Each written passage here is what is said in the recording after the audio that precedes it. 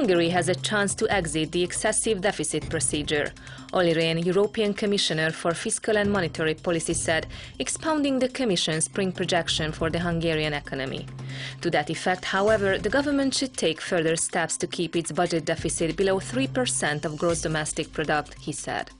Economy Minister Mihály Varga called the EC's projection of a rising budget deficit unjustified. He said that Hungary would be able to keep the deficit targets for this year and the next without any further fiscal measures. Hungary's economic policy has been criticized by many, but nobody has denied its achievements. Prime Minister Viktor Orbán said at a Hungarian-Portuguese-Brazilian business forum in Estoril, Portugal on Friday. He added that Hungary would demonstrate noticeable growth in the years to come, and the economy would start to grow already this year. Despite all the disputes, Hungary has successfully stabilized its economy amidst the European crisis, the Prime Minister said. The Monetary Council of the National Bank has finalized the bank's economic growth program. Under the program, small and medium-sized companies can apply for loans for commercial banks, which will charge a guarantee fee and no more than 2.5% of interest, Central Bank Governor György Matolcsy said. Between June and the end of August, firms can apply for loans from 3 million to 3 billion forints. The entire program could improve Hungary's GDP by 0.7% by the middle of next year. A forum of Hungarian farmers in the Carpathian Basin was formed in Orosháza.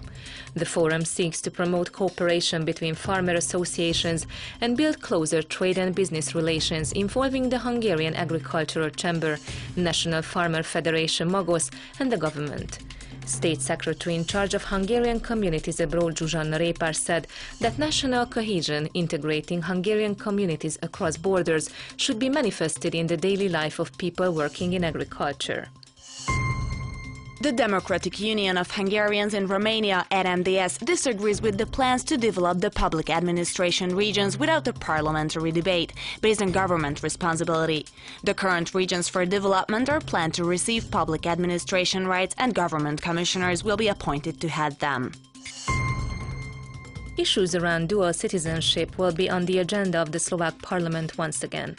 Former Slovak Interior Minister Daniel Lipšić, an independent MP, has proposed to ease the current citizenship law through eliminating stipulations under which applicants for citizenship in another country should be deprived of their Slovak nationality. Lipšić has suggested that dual citizenship applicants should be required to live in the other country for 6 months. The Most Híd party has labelled the motion as an unsuccessful attempt. According to MKP, the bill would only benefit those who have been working abroad for a long time. The Most Híd party in Slovakia has submitted a proposal to the parliament to amend laws in order to enable the use of bilingual signs in railway stations. The case has been extending for several months. The current law on the railways disallows showing the names of towns and villages in Hungarian. József Berényi, head of the party of the Hungarian coalition MKP, said it was high time that the amendment proposal went before parliament. Hedvig Malina has undergone psychology tests as the instruction of Slovakia's chief prosecutor. The tests are aimed at revealing Malina's state of mind at the time she was assaulted 7 years ago and to what extent her state influenced her testimony at the police. The prosecutor initiated legal proceedings against Malina, an ethnic Hungarian, under suspicion of bearing false witness. Malina turned up for Tuesday's test but refused to say anything. Continuing her silence at the next round of tests may involve a fine, and the authorities could request observation of her in a psychiatric institute. Slovakia's Helsinki committee condemned Malina's being subjected to the test on Monday. A special engine to commemorate King Matthias' election 555 years ago was inaugurated at Budapest's Nyugati station.